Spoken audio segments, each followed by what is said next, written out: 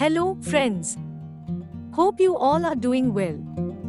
Our Sales Master Training section will help you to achieve greater result in your career. Let us learn some important sales tips. Salespeople sometimes get a bad reputation as manipulators or deceivers. You know, there are a lot of salespeople out there willing to lie to close the sale. Trust me, people can smell it a mile away. The bottom line result of this is that many would-be prospects are exceptionally skeptical. Prove them wrong. Be their hero. Earn their trust with this one weird trick: be honest.